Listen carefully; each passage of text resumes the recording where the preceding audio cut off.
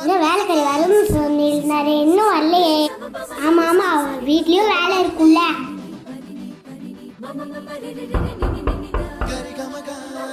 என்ன கதை சத்தம் கேக்குது? வேலைக்கறி வந்துட்டாலும் சரி போய் பார்க்கலாம்.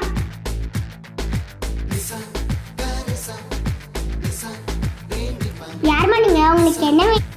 நான் தான் உங்க வேலை. உங்க வீடு 30, உங்க வீடு 140. ஆமா ஆமா, நீங்க வேலைக்காரியா? நீ? ஆமா ஆமா, நாங்க உங்க வேலைக்காரி. சரி உள்ள வாங்க. இதோ வரேங்க.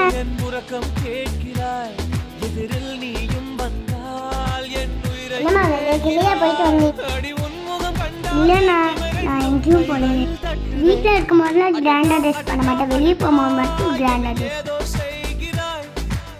வெளியே போகிறேன் தான் மேக்கப் போடுறேன்னு சொல்லிச்சு. இல்லைன்னா வீட்லேயே மேக்கப் போட்டிருக்கு. நான் வேலைக்காரியா இவ வேலைக்காரியா? என்னம்மா ஏதோ சொல்லிட்டு இருக்கீங்க? என்னங்க நீங்கள் அழகா இருக்கீங்கன்னு சொன்னேன். மேடம் நீங்கள் தமிழா இல்லை ஹிந்திக்காரா? நாங்கள் ஹிந்திக்காரங்கடா. என்னது ஹிந்திக்காரங்களா? அழகா தமிழ் பேசுறீங்களே. எங்கள் தம்பி 40 வருஷமா இங்கே பனிப்பிடி கடை வச்சுருந்தா, அதனால பழகிடுச்சுங்க. ஓ அப்படியா? நீங்கள் ரூம் க்ளீன் பண்ணிடுங்க. ஆக்சுவலாக நான் அதை முடிச்சிட்டேன். நல்லா நீங்கள் அது செய்ய வேணாம். அப்புறம் நீங்கள் ஹாலை கூட்டி மாப் போட்டுருங்க. கிச்சனில் பாத்திரத்தெல்லாம் கழுவி வச்சுட்டு சமைச்சு வச்சுருங்க. மேடம் எல்லா வீட்லேயும் நான் 1 hour தான் இருப்பேன். 1 டைமில் 1000 ரூபா வந்துடணும். என்னது 1000 ரூபாயா? நான் 300 ரூபா மட்டும் தரேன். அது 300 ரூபாயா?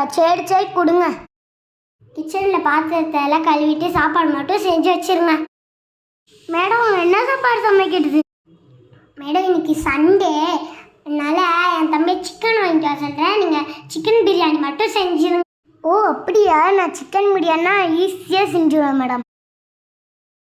ஓகே, என் தம்பியை நான் சிக்கன் வாங்கிட்டு வர சொல்கிறேன். மேடம் சீக்கிரமாக வாங்கி வச்சிருக்க சொல்லுங்க. இந்த வீடியோ பாட்டு வேணும்னா லைக் பண்ணுங்க. பாய்.